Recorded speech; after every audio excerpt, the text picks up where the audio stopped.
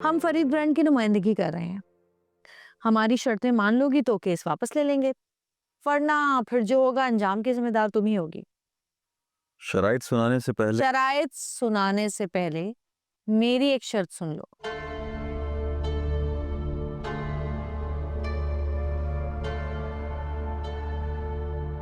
ये नमूना बीच में नहीं बोलेगा, वरना हम यहाँ से चले जाएंगे।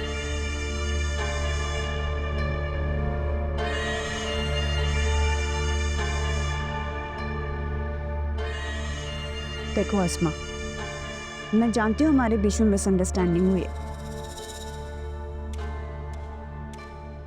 मिसअंडरस्टैंडिंग?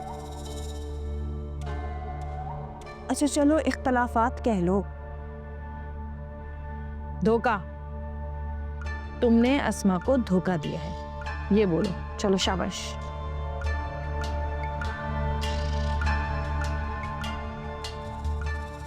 हाँ बेटा, ठीक। देखो बात ये है कि तुम ठीक कह रही हो, हम बहुत बुरे हैं, हमसे बहुत गलतियां हुई हैं, लेकिन एक बात याद रखनी चाहिए तुम्हें। वो क्या? देखो, हमारा तुम्हारा खून का रिश्ता है, मैं तुम्हारी पुप्पो हूँ।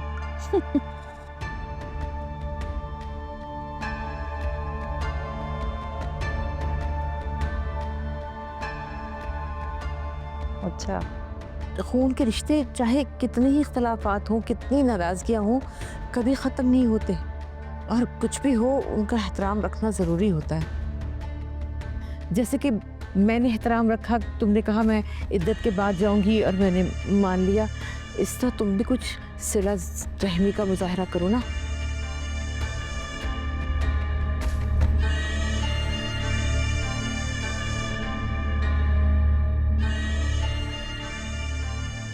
अच्छा चलें, आप बताएं क्या चाहती हैं? देखो अस्मा, मेरी तो ऑफर यही है कि तुम बुटीक में शेयर ले लो। और शेयर?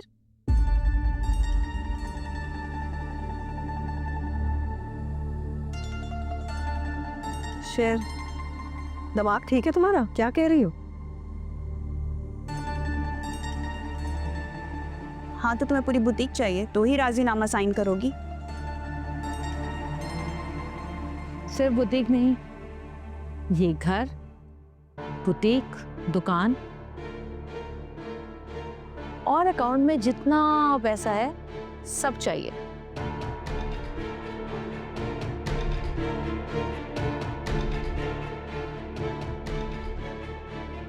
फिर राजीनामा हो सकता है। तो फिर तो रहने ही दो, बुटीक को सील रहने दो, ना तुम्हें मिलेगी ना हमें मिलेगी, बात खत्म।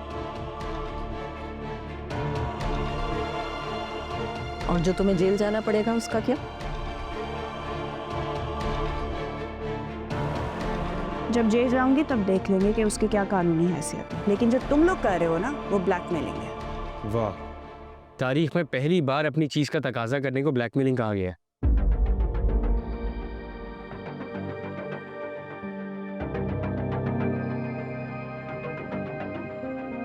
अच्छा चलो ठीक है, अगर तुम्हें मंजूर नहीं है तो कोई बात नहीं, हमें तो वैसे भी अदालत जाना है, देर हो रही है। चलो अस्मा निकला। चल अदालत क्यों? क्यों? एक केस है, उसे दोबारा से खुलवाना है, उसके लिए।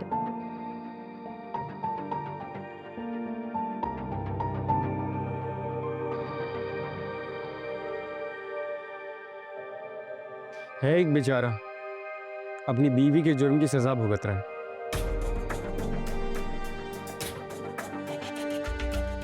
अरे भाई, एक बीवी ने अपने आशिक को कत्ल करके अपने शौहर पर इल्जाम लगा दिया और खुद फरार हो गई।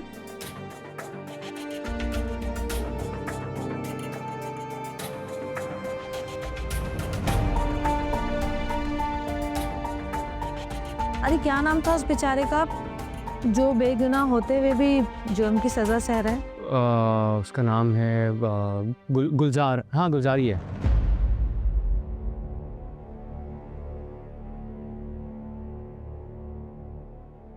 हाँ, गुलजार ही था। अरे वैसे सायरा, आशिक के बाप का नाम भी गुलजार ही है ना? अरे अजरा भाभी, इत्तेफाक देखें, उस शख्स की बीवी का नाम भी सारा ही है। अरे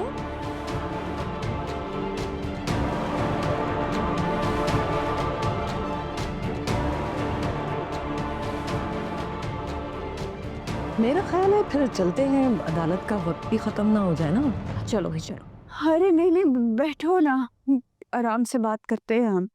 मैं तुम्हें सब सच सच बताती हूँ अज़रा।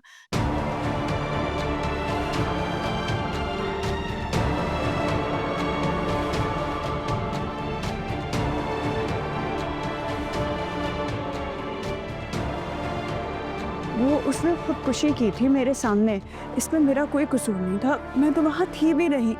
ये तो बेचारा गुलजार इस चक्कर में फंस गया। अगर तुम लोग ये केस दोबारा खोलोगे तो कुछ नहीं होगा ना हक, मैं और अम्मा दोनों गिरफ्तार हो जाएंगे।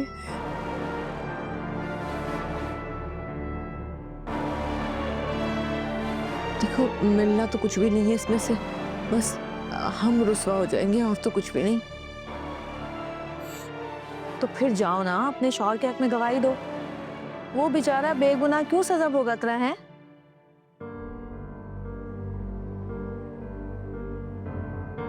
खुदा के लिए इस इरादे को तर्क कर दो। तुम्हें जो चाहिए मैं देने के लिए तैयार हूँ। दुकान चाहिए, घर चाहिए, बैंक बैलेंस चाहिए, मेरा बैंक बैलेंस भी ले लो, मैं देने के लिए तैयार हूँ। मगर प्लीज प्लीज इस केस को यहीं खत्म कर दो। अरे तुम्हारे बैंक बैलेंस में क्या पड़ा है? कुछ भी नहीं है। असल पैसा तो इस बुढ़िया के अकाउंट में पड़ा है, वो चाहिए हमें।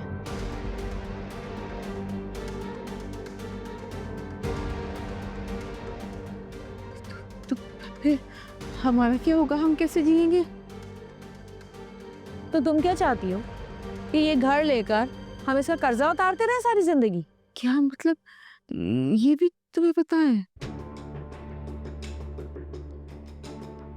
मुझे तो ये भी पता है कि तुम लोगों ने ये घर गिरवी रखकर दुकान में और बुटीक में पैसा लगाया है, और जो बाकी का पैसा बचा हुआ है वो तुम्हारे अकाउंट में है।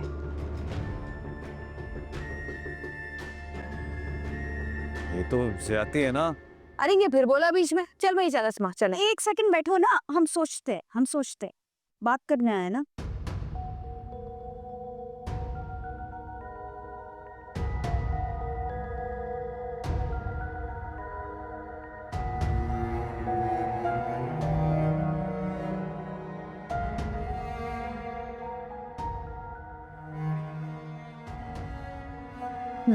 चलो शाबाश, जल्दी करो।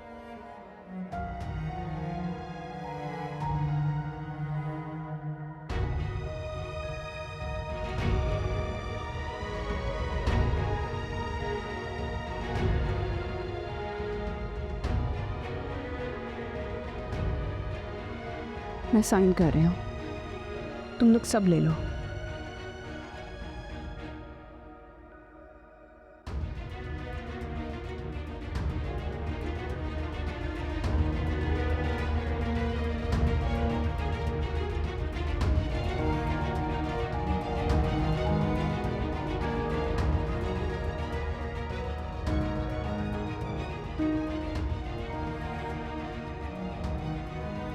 तीसरा पेज रह गया है।